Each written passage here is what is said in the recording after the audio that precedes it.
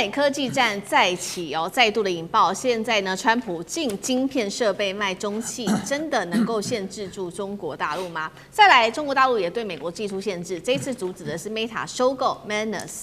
但是是不是也是别想再用钱挖走 AI 的人才，所以祭出这样子的警告呢？今天就这些议题，我们会一起来做关心。好，这一场中美科技战，我们要来看到最新进度是美国的商务部下令了，接下来美国的晶片设备大厂3家包括了科林研发、应用材料跟科磊3大厂商暂停，不准再向大陆的第2大晶片制造厂华虹半导体来做供货了。消息指出，华虹之所以这么重要，因为它旗下的华力微电子正在准备要在上海正式的导入7奈米，也因此美方祭出这样子大的一个动作，当然也是要限制大陆在 AI 晶片上面的发展。我们要再来稍微回顾一下，其实呢，在前几天的时候，美国商务部长卢特尼克还特别提到了说，辉达本来特别为大陆量身打造的 H200晶片，结果没有想到大陆是一片都不愿意买呀，代表现在中国大陆正要发展，全力的发展自己本土的晶片，让美国商务部感到非常的忧心。而现在美国再一次的加码，要禁止晶片设备卖给大陆。委员怎么看这个川普5月中就要访中了，商务部现在祭出这样子的一个禁令，是想要再度的封锁来自于中国大陆晶片的发展吗？还是为接下来的川习会累积自己增加自己的筹码？委员怎么解读？以现在川普陷入这种进退两难的局面哦，再怎么想办法增加筹码，都没什么太多筹码了哦。就是如果真的这个习川会可以会面成功的话，我不认为这个美国商务部用这样的方法能够替这个川普或美国增加更多的优势。那我们刚才在讲这个华虹半导体，各位知道华虹半导体所做的这个半导体的晶片，其实是用在车用的，或者是用在很多电子设备哦。所以坦白讲，他们过去在做的都是比较成熟制成的晶片哦。那他们现在开始要尝试做7奈米，可是关键问题来了，就中国大陆现在尝试做7奈米的，不是只有华虹啊，现在有很多半导体公司都在准备要做这件事情，甚至在过去这1-2年美国的全面封锁的压力之下，中国大陆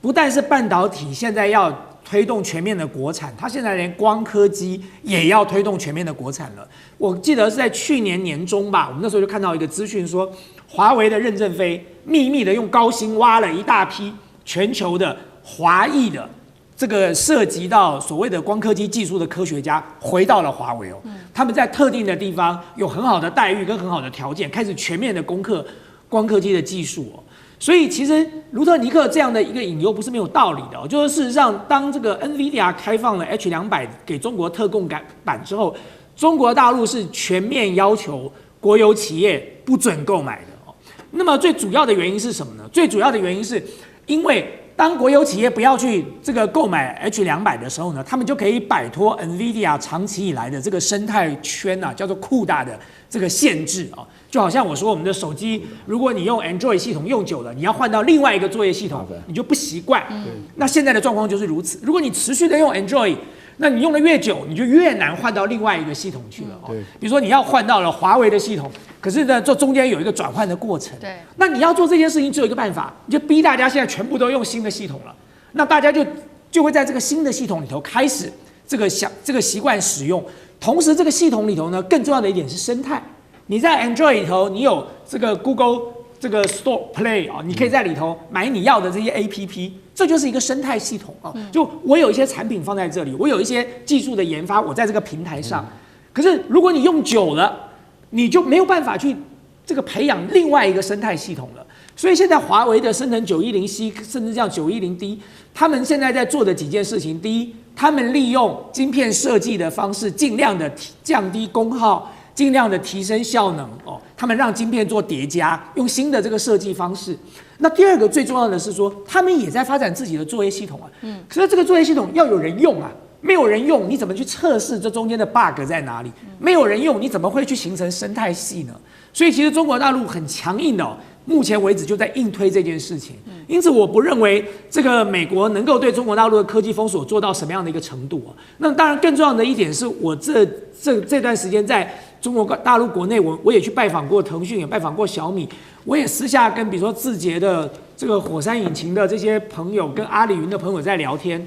他们只告诉我了一句话，很淡淡的说了，H200只要在地球上还可以卖，只要有钱你就买得到。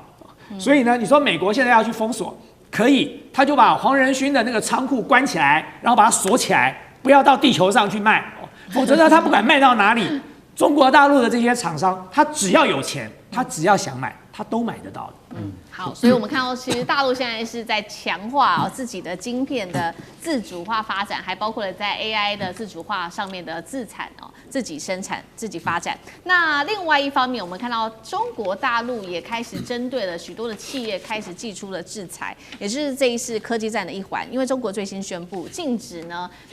Meta 在去年底收购了中国大陆这间企业 AI 公司叫做 Manus， 并且呢，这个中国宣布要求撤销这笔高达20亿美元的收购案，而且呢，做出有条件的要求，包括要完全还原 Manus 被并购的中国资产，还要删除从 Meta 转移过来的所有的数据否则就会对双方寄出罚款。官媒《环球时报》是特别讲，现在这一起争议点，这个中国大陆政府之所以要出手的争议点，就是在于说 ，Manus 它刚开始在发展的时候，它靠的是来自于大陆的资源，包括靠的中国大陆的工程师，还有靠中国大陆的基础设施。结果呢，当他开始获得这些投资跟有一些获利之后，就开始切割跟中国的这个元素所以央视做的评论，中方禁止的就是这些企业洗澡式出海的不合规做法。苑老师怎么看？我旁边的孙委员是这一行的专家了，我从我自己这个对于新闻的接触然后做一点点哲学上的分析然后来表现我的这个对于 Manus 的这个事情。这个事情搞了大半年了然后这个 Meta 有钱20亿美元收购它。那为了要 Manus 的话，里面的几个至少我认得他们3个主要，不是认得了，就看到照片，他们就同意的话呢，他们先把公司移到新加坡，然后把这边的人员做了一个裁撤。对，这个做法的话呢是非常简单而且直接的了典型的理工男的做法，就是说我们想卖这公司，想要建所有的高科技人才呢，基本上都不跟我们哲学家一样，他们一开始就准备上市要发财，然后现在被收购是他们获利的一个主要的来源，这个是大家要了解的。但是 Manus 的公司非常特殊，是大陆目前为止出现了这个 AI 里面的话呢，在这个全球在发展上来讲都可以使用的一个 AI 科技所以说大陆针对它的一个观念讲起来，就是说这个 AI 人才在中国的这个市场里面设计，在中国的这个环境里面，这个人才因为我有的时候会觉得说，这不是我讲，黄仁勋讲的。黄仁勋讲说 AI 的人才的话呢，50%Chinese那还不包含说是这 Chinese 当然在中国最多嘛，对不对？这个概念上，所以说你在这种情况下来讲的话呢，那这个 Meta 公司的这个佐克伯呢，他就是只要有人就要，他就要20亿美元的要收购。那么这个当然会讲起来了，但是过了大半年以后呢，中国大陆是真正的公告了说不准卖。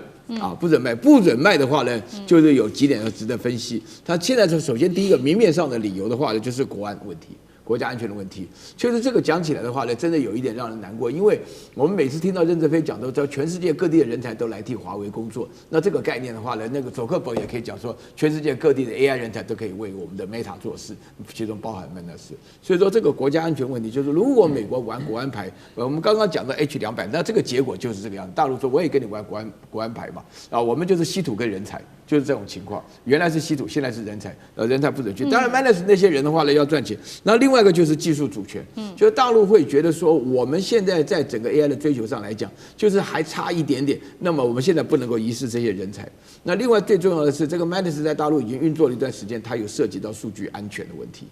你现在的话来讲，这个不是说只有生态的问题，不是只有那个 CUDA 生态的问题而已。这个数据的安全的话，也是使得它如果一旦卖出去以后呢，这些连带的数据走。所以大陆是基于这种考量，但是这个是违背自由经济的，这违背人才的自由流动的。那么这个限制不能出去，所以我觉得大陆日后一定要加强它自己的金融市场，才让这些新兴的科技人才能够安心的发展。Meta 之所以要买 Manus 的原因，所以 Manus 是去年出来的，就是去年当时在讲 AI 代理人的时候，Manus 是中国大陆第一家推出来。那时候外界都认为说 Manus 是在鬼扯，可是后来发现 Manus 真的能够做到。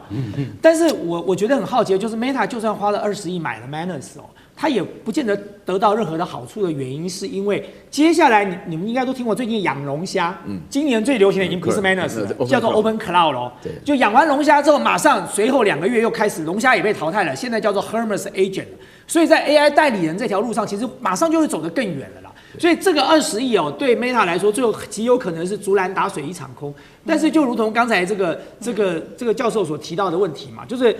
我觉得中国大陆之所以是可忍孰不可忍，最主要的原因是因为 Meta 做的真的太难看了。他用了中国大陆的人才，用了中国大陆的资源，用了中国大陆的算力，发展了这套东西之后，你知道吗？他为了要洗澡哦，他最后连中国大陆的用户都不准他们用了，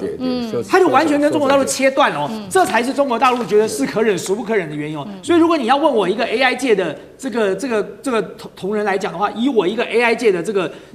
个教授来讲，我的角度会认为 Manus 你十足十就是一个叛国贼啊。对，好，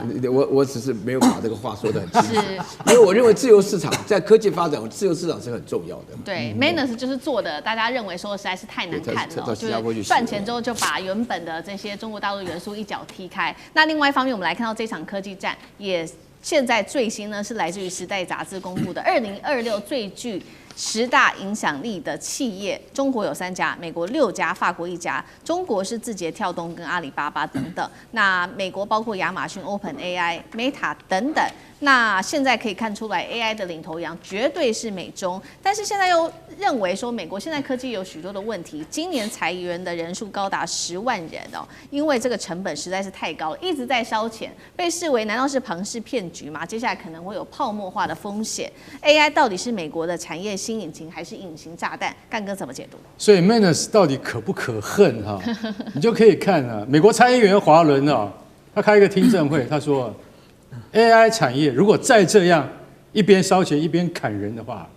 总有一天会爆发。我不知道委员怎么看，但是我觉得华伦的那种忧虑哈是非常有可能会发生的。为什么你知道？你知道现在 OpenAI 跟那个OpenAI 跟就是说那个美国那个什么这个甲骨文啊，两个你知道他们甲骨文投资多少吗？3000亿美金，分5年。要做什么？要做超大的资讯管理系统，所以这个都非常烧钱的。然后呢，所以这几档 AI 股最近的表现都很差，日本软银掉了1成啊，然后还有都分别掉了7%等等的，掉了那么多。美国有个最厉害的，准确预测2008金融海啸的，他叫什么？他叫 Hersman，他自己当老板。